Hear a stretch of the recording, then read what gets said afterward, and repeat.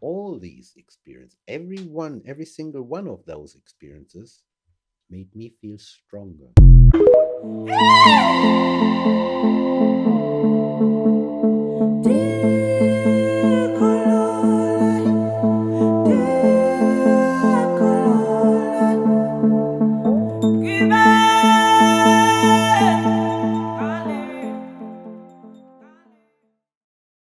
All these experiences, every single one of those experiences made me feel stronger. Mm. Yes, because I had, and this is another thing that I have to say, my dad kind of gave to us. Mm-hmm. He gave us really this sense of self-worth. That, because there was that, Self-worth. yes, Yes. he was, because there was this his experience that he made, and I can understand it. I mean, he had even a worse time than me, because he spent like 20 years before, or 10 years before, I came, or 15 years or more. And during that time, that is just after the, let's say he arrived in the DDR in 1955. Oh, wow. 1955. So we're talking about a time when actually there were a lot of Nazis still around, alive and kicking. Oh, wow. In the system everywhere in Germany. Yes. You have to imagine, it's not Mm-hmm. like, because at that time also they had also high positions in the as in the system, in the Yes. government. So Yeah. at every corner, and there was this, because of that, there was more of an acceptance to actually discriminate against foreigners, or especially Africans or black people, other colored people, Yeah. So that when you would walk on the street, just to have go to a club or anything, yeah, you didn't have a good time as a black person in Germany. Absolutely not. Yeah, this is what I want to understand. Just take us in that time. But this is the time before me. Yeah, that's the father. Oh, yes. No, this is what I'm saying. So indeed. So that is what nurtured in him this animosity, and to survive in those reality. Yeah. Yes. And facing all those things. Because the point is, we have choices. Yes, we do all the time have choices like, too. Yes, something can pain you, and you can stay in the pain and complain about it, or you go somewhere else where it's not so painful. It's choices. Yes, but you have to remember.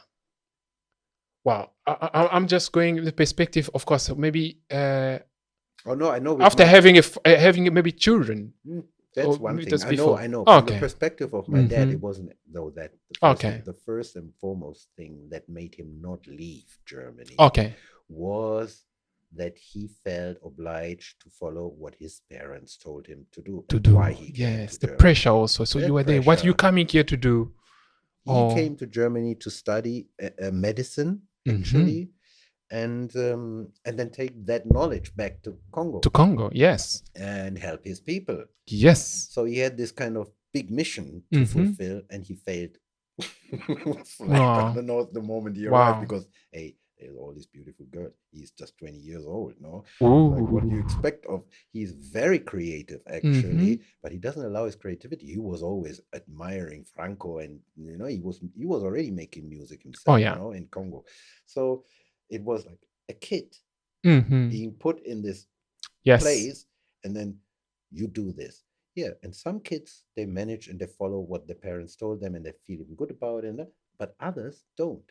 And he was just one of those who didn't. And then there was no network or no understanding socially, pedagogically, to explain that everything is cool with you. You're good. No, what happened with him is all this guilt builds up inside of him. Yes, painful. Yeah, and the shame of not failing again, trying again, So yes, a lot of pressure. So I understand that this all kind of created all those that creates the animosity, so he had a difficult time. However, as a kid, I did not understand any of this. As a kid, I saw this man, this person who actually, for me, symbolized Africa. To me, my dad was Africa. But positive, but it sounds like Africa, what do you mean? It was positive, in a positive way. In a very positive sense. It was like that mystical Africa that I am apparently belonging to, but Yes. I've never seen anything else but the stories and everything Yes. that my dad told me about it. Yes. And what he told me about it most of all was the atrocities that happened there, like how Mobutu killed his great grandparents, or the system that the military went in there. Mobutu killed his grandparents? No. Kasavubu. Kasavubu? Yeah, it was exactly during this time that there was a putsch going on. There was just as Lumumba was actually trying to get in power, you know, and there was just about in this moment. Well, of course, there has been a lot of unrest. yes, of course, it's a very interesting time. I understand, especially also because in Congo, in Congo, around like 50s, 60s, because independence of the Congo started in 1960. And then, of course, around that time, of course, I mean, the state wanted also to train most people. Yes, we had a lot of well, I could call grandparents. They went to Europe, and most parents also have some money. Even the state itself, themselves, they also wanted also to send a lot of youngsters to come and studies. Yes, but there was a wave of that. Few return and become politicians and all that, but of course that's where the others, they didn't really return. And then we had another waves maybe around the 1970s, 80s. There was also another waves of many, but that was more also in terms of culture and music, because as you know, also there was before in the 60s, Kinshasa was like the capital of music in Africa in so many ways. And yes, yeah, but yeah. Before we get a little bit away from here, I want to take us a little bit back, because what also you mentioned, you do not really like try to describe yourself like, oh yeah, German it's my, or Congo it's my. No. I very quickly and very strongly disassociated myself from any nationalistic kind of idea of who am I very quickly, because as we just as I just tried to describe, this dichotomy between, okay, I'm in Germany and I'm half German and I only see German people, and then I'm African, and and I don't really know that much about it, but it seems like such a proud and strong and vital and powerful culture to be part of. And so I embraced both of it, but I did not want to deny none of it. No. So, yes. Yeah. Well, it's easier. It's not so, because a lot of the Black German kids, they actually denied the African side. Oh, how do they deny it? Because I can tell you, there's a reason. Very interesting reason also for it. Because a lot of the times the fathers didn't stick with the mother. And the interesting. Mother was the mother would be the single single mother. Parent. And there is an animosity that grows from the child who misses the other part. And with that kind of feeling of being abandoned by that part that was not present. Yes, it's always not positive. It's not positive. It's very painful in so many ways. It's a huge thing. I'm telling you, because I've met so many Black German. Yes. That. Like you're talking about a mixed child, huh? Also. Oh, okay. Mixed child, of course. The majority of those that I've met, they actually prefer to not associate themselves with the African part of themselves. All right. Well, yes. So we were diving too much, so deep already into our conversation, and coming to the perspective of a child, with a mixed parent being born here. And then, of course, it's taking us to our questions of who we also really are, who I am. And, of course, being given birth to two parents coming from different background, and to be raised here and listening to that story, it's a very, interesting. But you point... I think we do not have to skip that space, because it's a very important, and many human beings here in Germany or around the world also going through that. It's a big thing. And a big thing. I'm really positive though about the progress that is being made. The progress that's being made. Now I see this. It started. Yeah, I'm still listening to you very low, but I hope we will have really sound. Yeah, okay. My voice, you say? Yes, your voices have been listening a little bit low, but it's okay. You give it to me afterwards. I mix it for you. Cool. I think we cannot really go away with this because you mentioned something really also interesting here. Because I myself, I have my daughter here with her mother who's German, and yes, of course, it's always my question how my child will be raised, and it's always a painful to be aware from my child. It's very terrifying for me in so many ways. Now she's been grown now, she's a big girl. Yes, I feel a little calmer, but what is that creating mixed child to be raised alone? Do you think is that it's always maybe what do you think is with the African children that you say also here you see in Germany? They create also hurt because the father is not there. They create not a positive energy toward that. Toward themselves, really, in the end, no? I mean, essentially. But what you were saying before, it is that because they are here, being raised from the mother, the whole family is also, the environment of German families. And then they created something skeptic also toward the father. Don't you think it also maybe the influence that's coming from the mother, or they're witnessing it, they know just it? No, I don't know. And I think it's very difficult to kind of try and pigeonhole because I think it really depends very much on, yes, age. So if the smaller the child is, the more important, I guess, I would say, it is that the parents, the most immediate environment, yes, create an atmosphere that is positive and healthy. Yes. So, and that means that it depends very much on the parents in that moment, no? And then as the child grows older and branches out, gets a little bit further into its environment and makes its own connections with friends and peers, and and figures out, okay, there are people who don't like me, and okay, I'm always seen as the different one.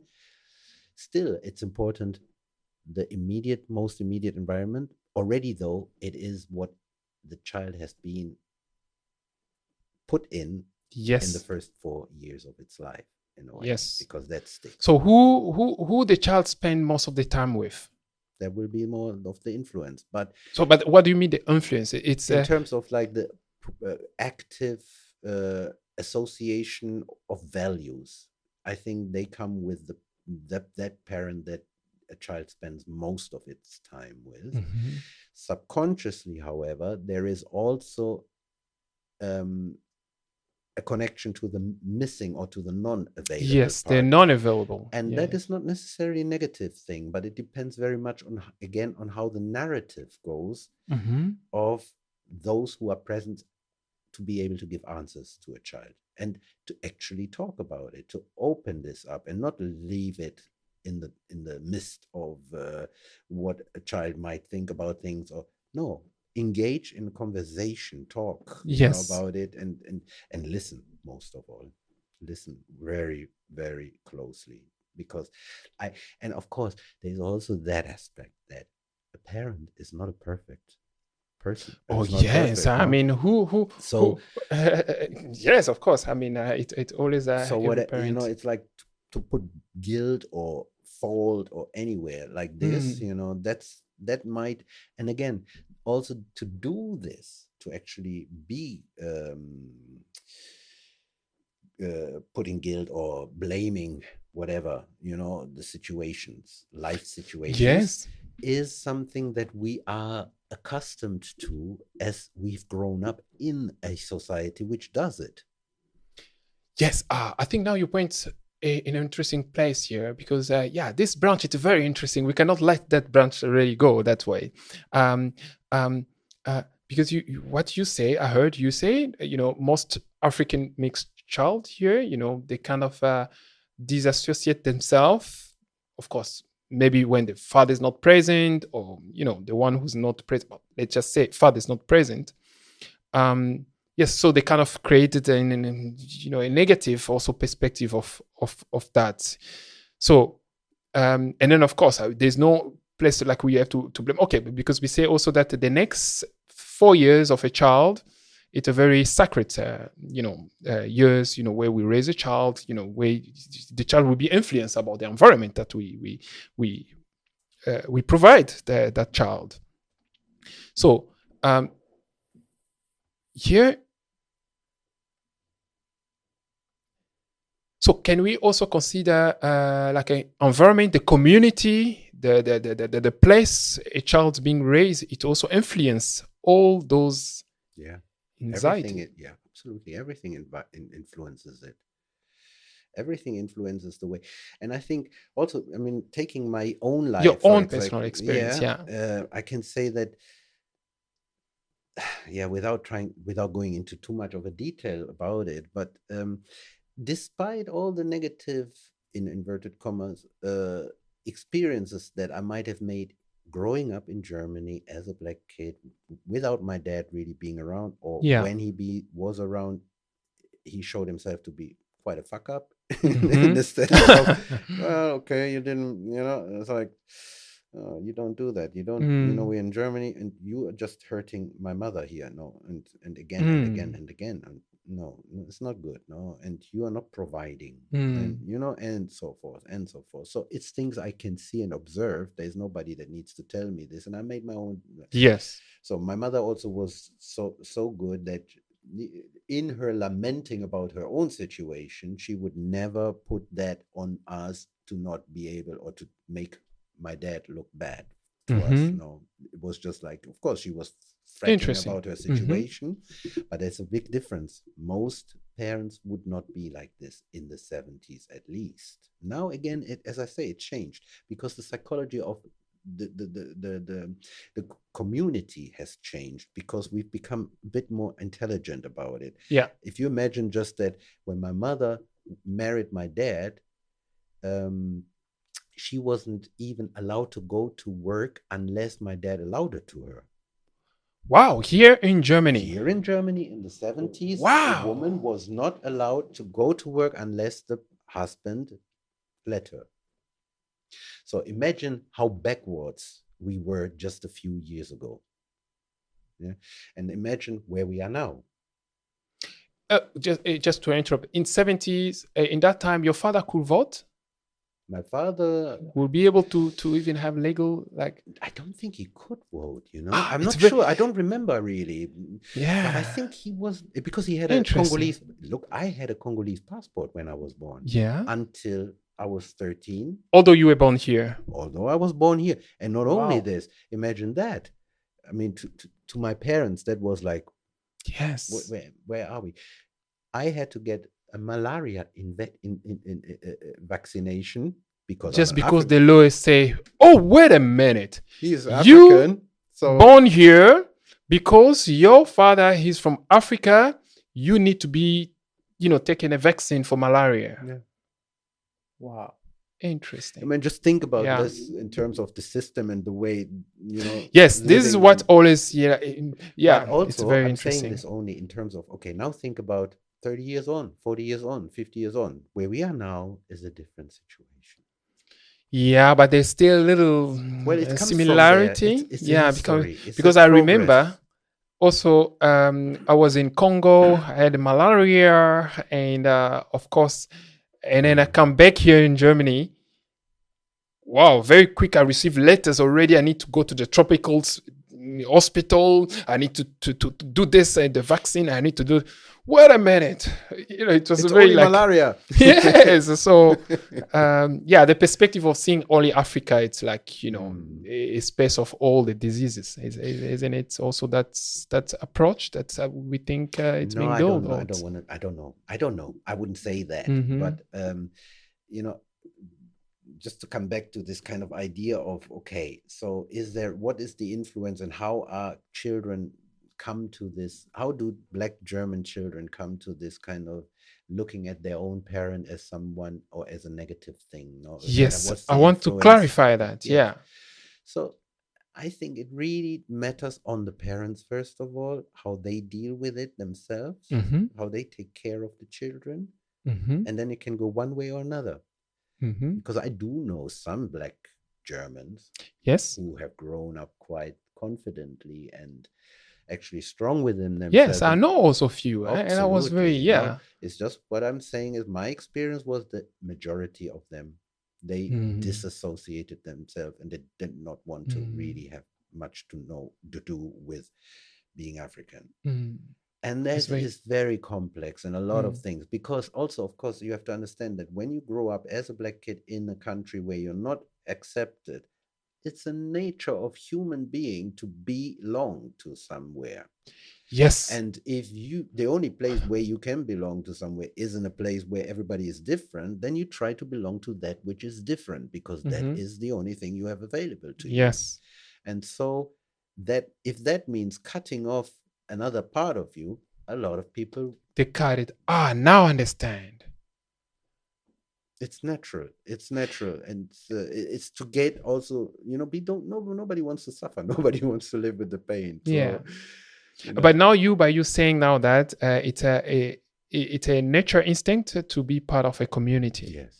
So why you don't feel associated when you maybe say, you are from the Congo, you are Muluba, Mukwetu. I associate with that. You associate with that. Absolutely. And as what I said before, it's not that I disassociate, I embrace both, no? You embrace both. Okay, yes, of course. I mean, and then I went beyond it, because when you ask me, like, what do I feel more? Yes.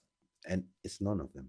Yeah. Because through the process of learning to embrace both cultures, with big difficulty, because the one culture doesn't accept me, and the other culture I don't get to see. Yes, I can understand. The other culture is mystery also. It's far away here. My father. The only tell other me story about Africa. From my father, who I've ever met being part of my African family, is his sister, and I was 6 years old, maybe. That was the only other person I've ever met so far. True. So far. I'm still on the search, and my first occasion was in 2018, where I was as close as I had ever been to maybe finding another family member.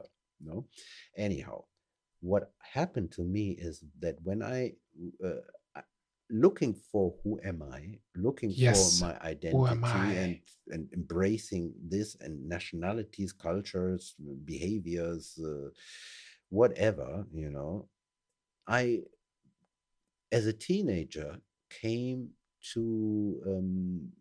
stumbled upon a book on yoga or meditation, on one of those things. Yeah. And it was very inspiring to me, because then suddenly there was this thing like, you are not a human, you're not a body. Yes. You're not this body. This body belongs to you. This body is your temple. You are a spiritual being and having a human experience. Exactly. So then I thought, what's with that? And from that moment, I knew who I was. Wonderful. Yes. From that moment, I knew, and I still didn't understand, of course, nothing about it really, but I experimented with it. I studied it more and more and more, and everything that I learned and studied, the journey, rang all the bells in my, in myself, that I can say I wholeheartedly, without a question, without a doubt, can embrace my being to be consciousness, to be just living beings. Yeah. And it made it much easier for me also to care or handle the differences. I think whatever happened to you, you just unlock something. But the fundamental, it's always very important also to, of course, we do not one could say also, as a spirit being, maybe we choose also a family, we choose to be born in this mother or this father.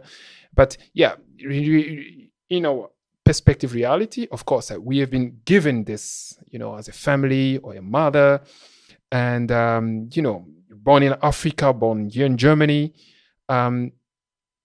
And then, of course, with all those complexity that we have here, and then we try to also, I think that's where we always had that discussion, even not here, but about your community and about where you're coming from.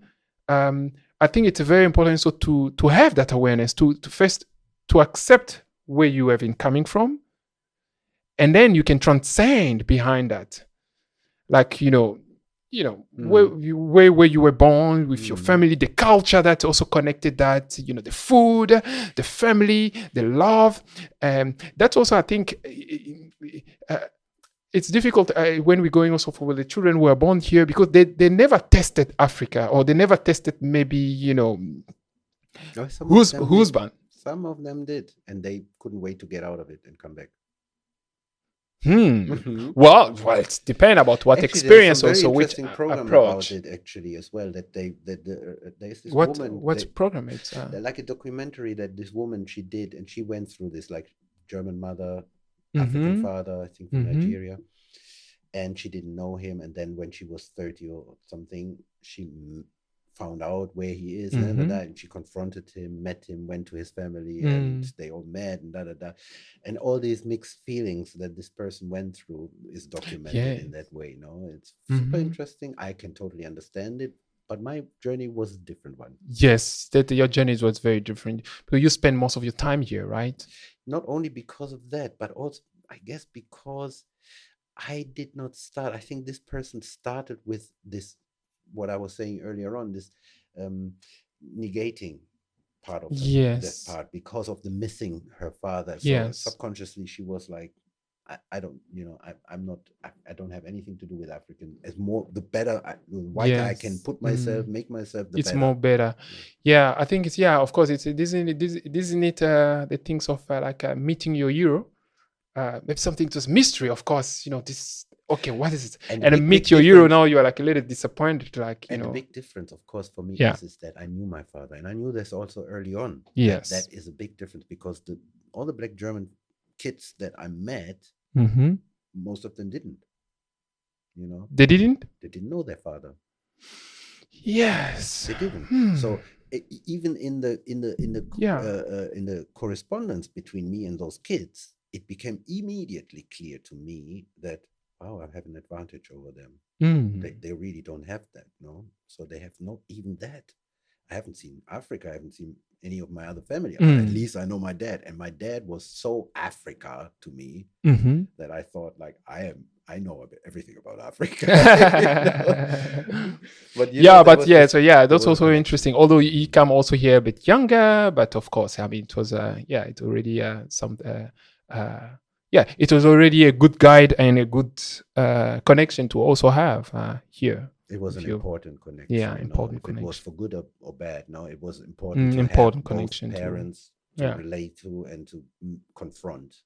It's very interesting to also to have brother Dodo here as a musician, and of course a mixed child here in Germany who grew up here, but who also have branches in Africa connected there. It is very interesting. Yeah, I have a question which was before even me, which I wanted really also to know.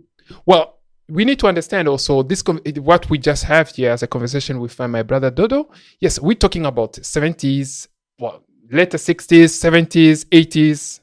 And today, do you think there's a change here also for the children who are growing up here? Yeah. And there's absolutely, I do. I mean, from my perspective, yes, again, no, there is a change. I do recognize also that for their perspective, and I'm generalizing, not enough. Yes, and that's very true. I agree with that. No, because we can see that there's still a lot to be done Yes. in terms of equality, in terms of, fairness, and, but it is not done by force. yeah. It's done once the people who we are trying to address, perhaps, not in this conversation, but in who a Black German person will address on a daily basis. Like, I've been sitting today in the train, and next to me, all around me, white people, and I can sense, I'm sensitized to this. Those are they are admiring me because, oh, look at this exotic film. Look at this one. Beautiful. Then there are those who say, not another one. All this. So, and they are relating to this, and so there is more change needs to happen before we get to that point. And those people can only do it by themselves from within. They have to kind of feel. And I've noticed that in my life, one thing that I've always find quite interesting, it takes a lot of patience, I guess. But to me, it's not like, oh, it takes a lot of patience. It's more like, I'm curious enough to do it, to experiment with it. And I'm not afraid about it either. But when I talk to white people who are against Black people, in all its forms, I keep thinking of these people that are drunk, and then they approach me like night, because I'm a musician, so I play in this situation where the people feel like they feel less inhibited to actually speak out what they really feel. And then they come and they make jokes about Black people to me to test how I will react. It's almost like they want to get the punched in the nose or something. It's almost like they're sort of kamikaze kind of people. Yes, it's happened to me quite a few times. These more like offensive jokes. Or yes. Okay. Yeah. They're offensive jokes, they're provocative jokes, and the reaction that I will present to them will tell them something about Black people. They will generalize that afterwards. And I have this thing that I will never respond the way I think they expect me to respond. And what happens often, that's a good awareness, is that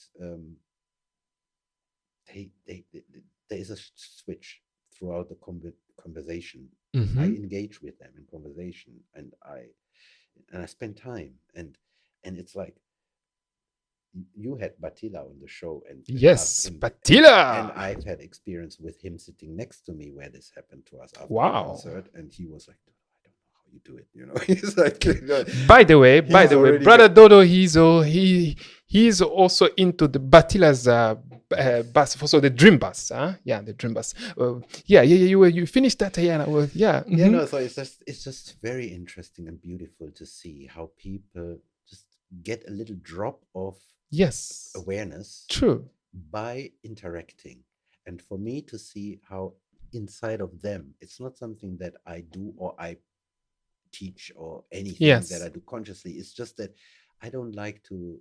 Well, I'm not afraid, and I'm a bit of everyone, of everything. So when this happens to me, I engage with it in my strange, bizarre way. Perhaps, and they are startled by the way I respond. And then something happens that would not have happened otherwise if I would have just cliched, kind of said, "You say this one more time," blah blah blah, threaten them back or whatever, and the sense that in their mind now something changes, and the next person that they will meet, they'll approach them slightly different. Slightly be different. I think what you mentioned is a very interesting on my personal also kind of experience, as I explained already before, how I always even advise, when I arrived here in Germany earlier, when I'm meeting also other African brothers here and other sisters, and most of them, they had very painful encounters, like racism encounters and things like that, and then they asked me if I had encounters like that. But my perspective, usually, I have to think about that. I'm not saying there are not prejudice here. There is prejudice. Oh, yeah. Yes, there is prejudice. But are you going to live your life and having... I always perceive it like it's an alarm, like a receptor or an alarm, which you have it have to tell you, okay, this is a prejudice, this, but it can go all along. You go to a train station, you go, you feel it will be in green, all the, and you can't have a tranquil living life. Unfortunately, that's the case. Yes. Yeah, but it's very painful, and I've talked to some brothers and all that. Of course, they realize. Not only that, even when we are in Africa, where are you coming? Oh, I'm coming from Germany and all that. Oh, Germany! Everywhere, no? Wherever you go and you see a majority and you one of the non so well known, there's prejudice. Yes, of course. In most points, of course, they do not understand. Also, Germany have really also. There's a lot of changes which is also happened here in Germany, but most of the people still have, oh, you're coming from Germany, the Nazi. You know, it's always that question. He was, well, there's people there, they do this and that. But I get to realize really myself. I realize the way I know I've been living here. I always say that, okay, it's important to have an awareness of a prejudice. So you point them at the time also where, you know, because for me, it's just, I'm very skeptical of injustice. That's the bottom line. But for someone really, let's just say a racist person, to qualify a racist to me, you have to make a lot of energy. You have to make a lot of energy because I'm not transcending there. You know, when I walk, I feel I'm living, I'm walking. I am at my home. I am at this train station. It's my space. Right. You know, my that switch. It does not really. Maybe something can happen and all that. But I'm already on. I'm not there. I'm gone. I think it's good. Yeah. Actually, I would love to be like this, but in my case, it's different. And not only in my case, I think maybe it's because of the amount of experiences that no, for sure. I mean, this is just a very short perspective for me, but I always also maybe advise that. But it does not mean you have to switch off to the prejudice. You know, you need to be also aware. It can not only happen to you, or an injustice can also happen to someone else, and it cannot only be a racist things, but you know, those things. I think as a human being or in community, we have. And, yes, it can happen so many levels. I'm very sensitive to this, actually, to a point where it is a little bit sort of excessive. Yeah.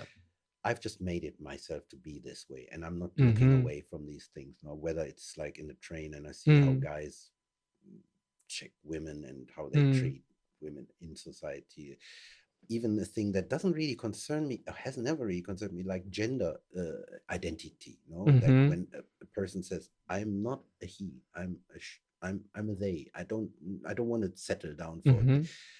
I want to respect this because for me, actually, the bottom line of it is every person has the right to identity, to have their own identity. If you tell me you are a horse, then I have to respect that. Yeah, but with that, well, although, yes, of course, our podcast, that could be also another very interesting subject really to dive on. But I'm curious about also that because don't we also kind of, because as humanity into our world here, community, and there's a rules and regulations which it has been also created, like the pronouns. The pronouns that there was okay, well, you were born with penis, you are male, you are born with you are female. Questionable. Yeah, so it's questionable. But this idea also for us to start going and accepting. Okay, you say what you are, she, or you are. Okay, I'm gonna call you. Isn't it also okay? Ron, what do you think about this whole? Yeah, it's a very interesting subject, which I would love really to have a discussion here. Yeah, no, I agree.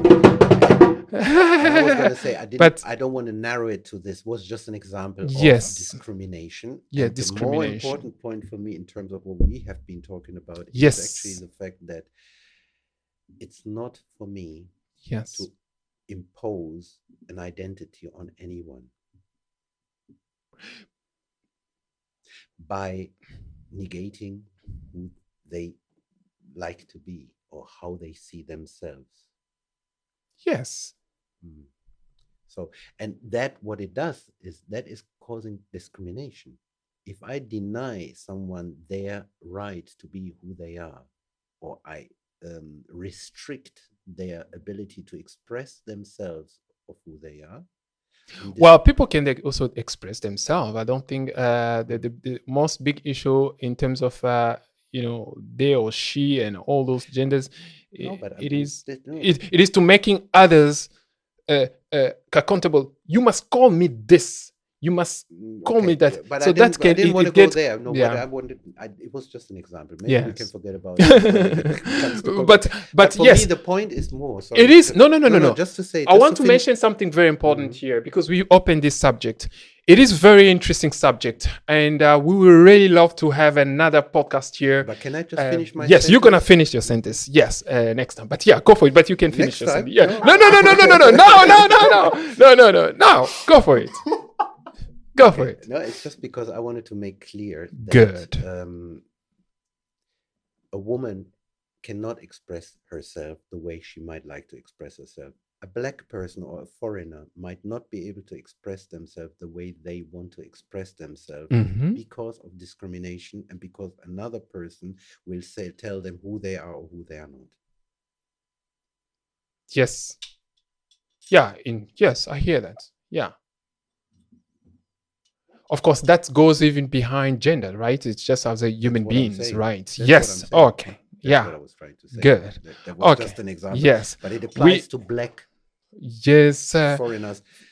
You know, if you are being called a nigger and you say, I'm not a nigger, and they say, yes, you are. You are. If you're called stupid because you're black, you can't be intelligent.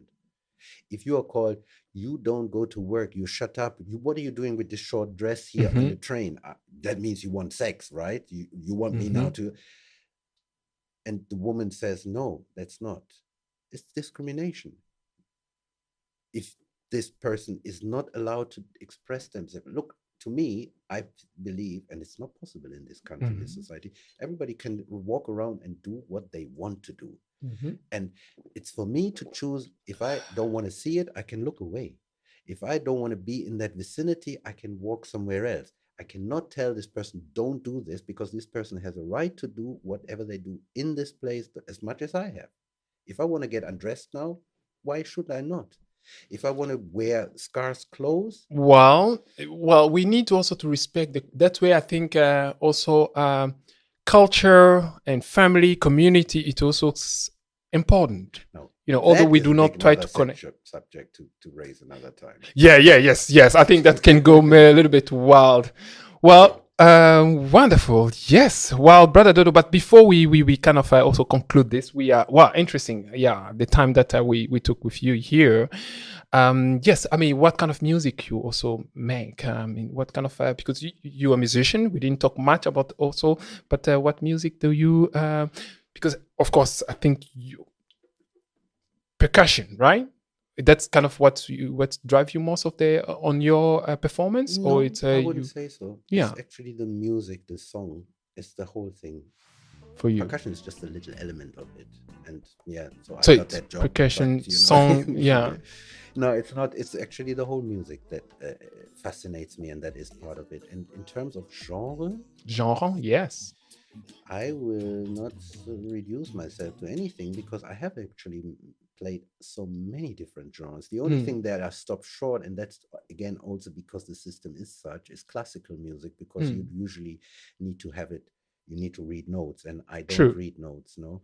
So I'm very much working from my ear, from harmonies and whatnot. Yes. And any music that I'm allowed to perform, I do it. Yeah.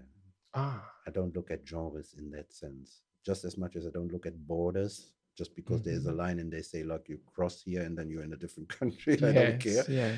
No. Yeah. Cool. I respect it because it's part of society, and you have to kind of, as you suggested earlier. Yes. But inside, I will not really adhere to it as the rule, as the thing, as reality. It's bullshit, really. I mean, it's one world, and then they say from here to here belongs to Yes, I understand that, but yes, I understand. Yeah, what I get to understand also on our conversation, yeah, Brother Dodo is very much aware of putting word, confirming word in in in your discussion, like to label or labeling things which apply with the name when we were talking about who you really are, and labels are so important. yes, and what genre of music you play. Yes, of course, if you choose like this and that, you feel, but nowadays people want to know this, but so it's they can follow if they're interested. I mean, the thing yes. is, I play electronic music, I play folk music, I play jazz music, I play folk, I said it already, I play any mixture, Yes. pop music, whatever. It's, if it's music that inspires me, that I like to play it. And then there is also music that I might not like so much, but Yes. it's my job, and so Yeah. to earn money, I will play Yes. that music too. Okay. After all, it's music. Wonderful. What project right now you're having in terms of into the music world? Right now, I'm in the process of recording a few new songs that are to be released by an artist called Marta Colica, who is an Italian progressive folk artist. Mm-hmm. So, Marta Colica. Ron, can we see Marta? How do you spell it? Marta. Marka Ta. And then Collica. Oh, let's check it out. Marta. Where she she's from Italy originally, but she's Italy. She's based in Berlin, and she's a very eclectic songwriter, poetress. Yes. And yeah, yesterday I recorded some drums for a new song. Yeah. For 2 new songs of her, actually. Because I'm running a studio in Berlin as well now. Oh, you run a studio in Berlin. So one can come and record? Yeah. What your studio is? How can they reach you? Janu Studio. Janu Studio. Yes. How do you spell Janu? Ja. Oh, like a jar. Ooh, Nzaaa. Ja. Yes. Nzaaa. Yes. Okay, wonderful. Yeah, so artists who are here in Berlin, they can also, reach you. And how do they reach you? Are you on the social media? To some extent, I am, yeah. Yes. So they can find me as either 21st Century Nganga. 21st Century Nganga. So which is 21C Nganga. See it here. You can see it in this screen here. 21st Century Nganga. Or just my name, Dodo NKishi, Or Dodo NKishi. Kishi with an K-I-S-H-I. Dodo NKishi. Mukishi wetu wa baluba. Ewe umwanetu. Nenu bonso bana betu bakukasai. Mwaneba. Yeyeus. Yeah, Dodo NKishi.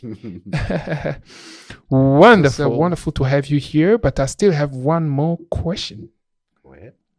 What is a message you have for the world? What is like a message do you have to give from everything we kind of say? I prepared that question. Oh, you prepare for that question? Yeah, because Ooh! You know why? Because interesting. I'm never in any interviews, so I'm totally, and I'm always impressed by these people who are being interviewed, and then they get that question, like, what's the last? I didn't even prepare this question too. It just come to me. Yeah, good, but I was prepared. Wonderful. We look to some extent, not yes, that, no, with tranquility. It's very funny because it's like I'm always really amazed. It's like how they bring up this one sentence that is so cool, like that one last sort of summarized. And I thought, just now as you asked me, I thought, okay, I'm going to attach my message to something I've just learned last night. Oh, wonderful. And we've already said it right at the beginning of our talk, which is so beautiful, which is when I said, okay, we can finish here now. Okay.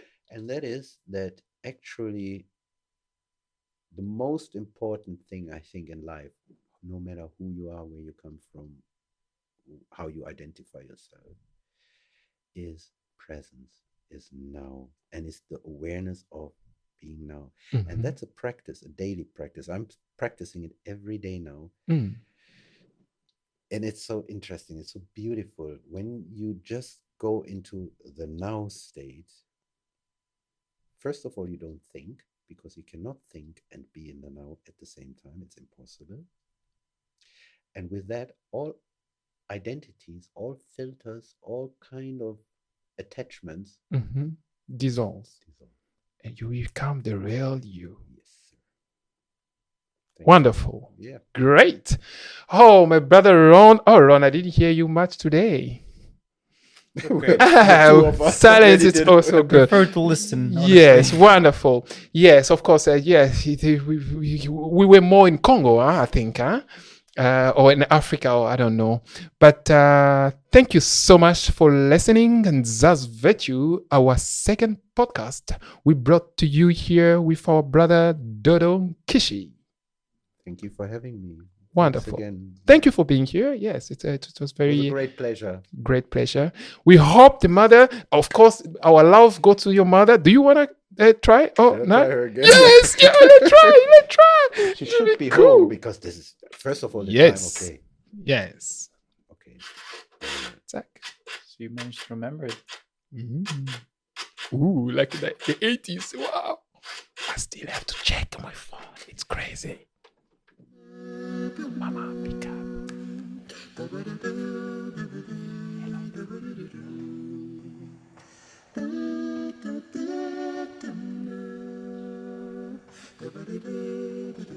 Pia, da bist du ja. Ich habe dich schon mal versucht anzurufen.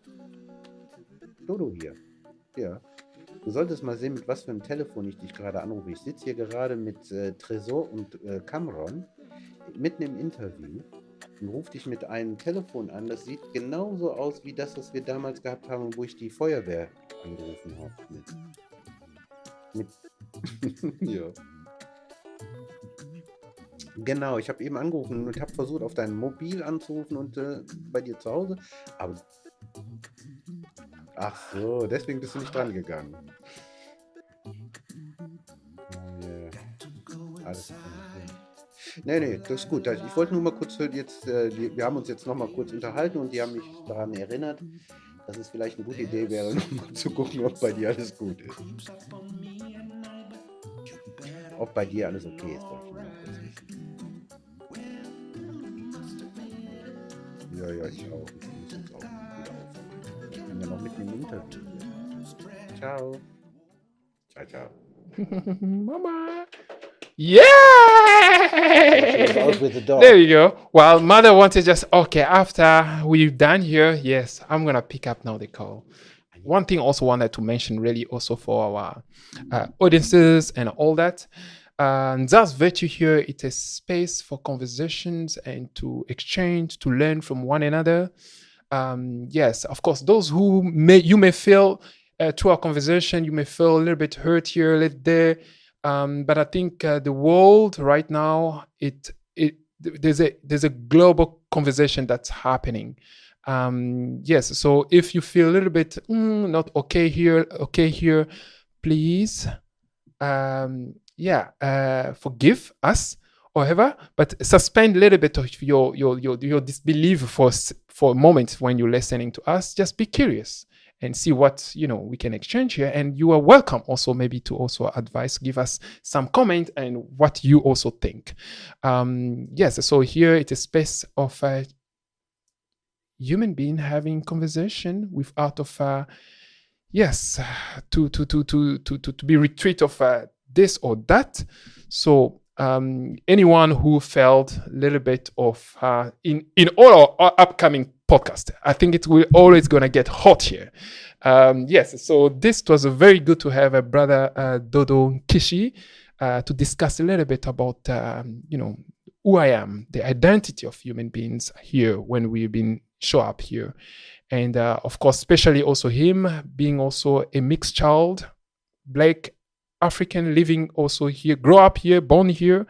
Those perspectives, it was very interesting to also kind of have as to ourselves.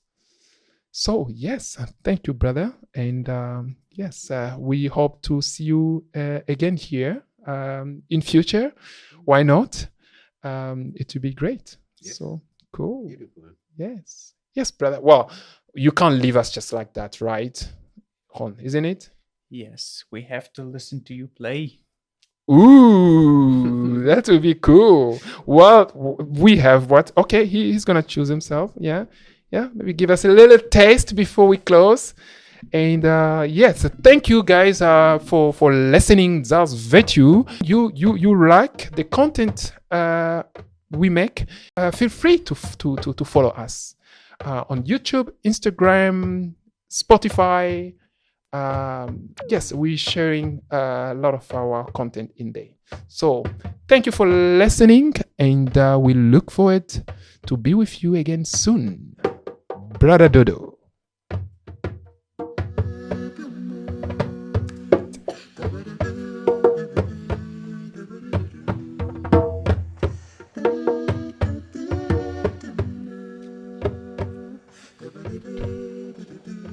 Ooh, really cool. Thank you so much. And greeting to your mother, who we finally managed to reach.